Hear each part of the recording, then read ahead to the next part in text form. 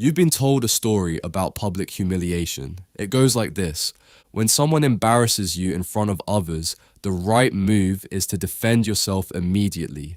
Hit back, prove them wrong, restore your image on the spot in front of the same people who just watched you get hit. That story is a myth, and it's a myth that has cost more people their dignity than the original insult ever could. Because the moment you defend yourself loudly in front of an audience, you've already lost the one thing that actually mattered.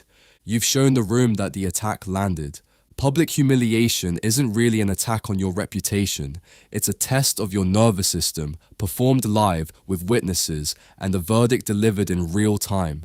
And almost everyone fails it the exact same predictable way, which is precisely why the people who do this keep doing it over and over with different targets in different rooms. There are 4 distinct stages to what happens when someone tries to humiliate you in public, and a precise, mechanical reason most people get every single one of them wrong. Let's start with why this tactic exists at all. Public humiliation has never really been about the target. It's a status maneuver, executed in front of an audience, engineered to do one specific thing: extract a visible reaction that costs the target social standing, while the aggressor's standing goes untouched, or even climbs. This goes back much further than office meetings and group chats. In primate hierarchies, status was never claimed through private agreement. It was established publicly, in front of the group, through small contests that humans eventually translated into language instead of physical posturing.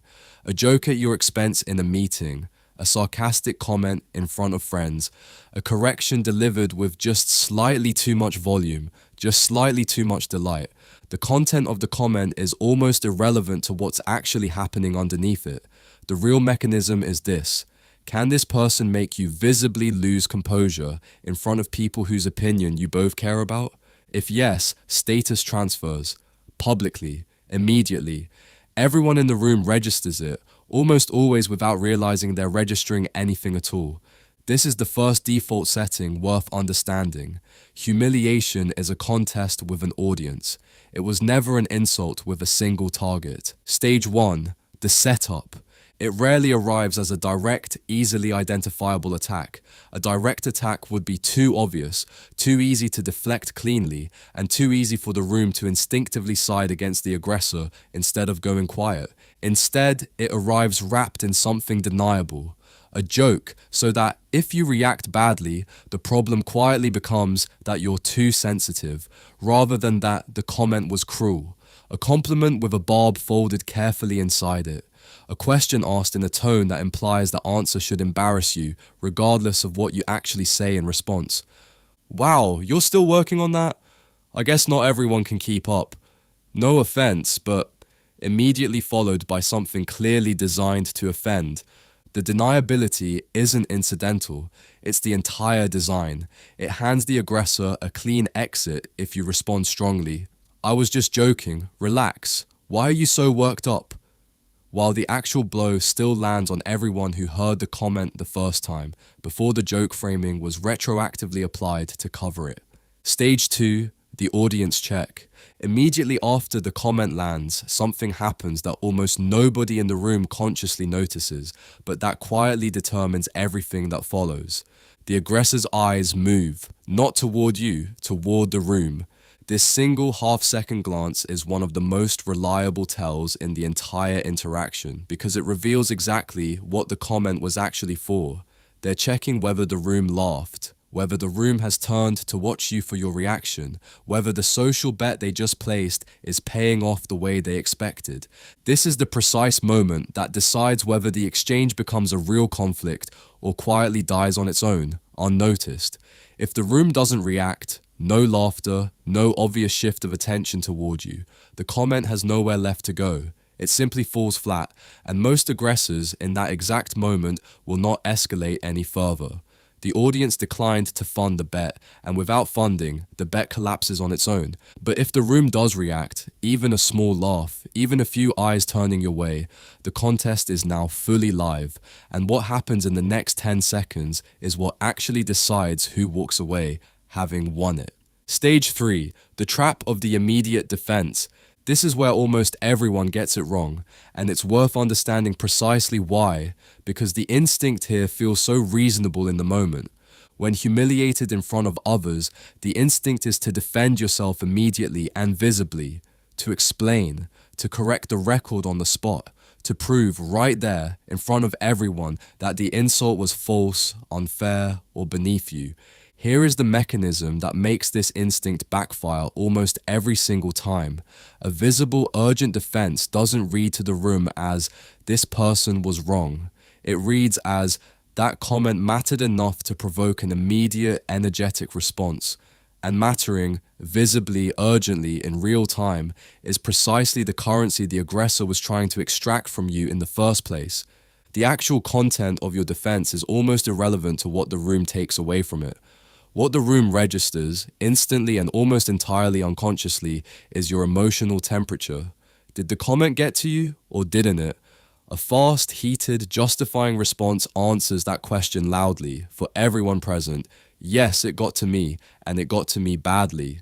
This is exactly why people with genuinely high social standing rarely defend themselves quickly in moments like this.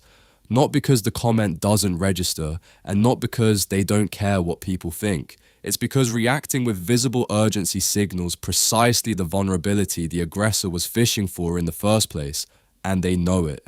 Stage 4, the actual counter.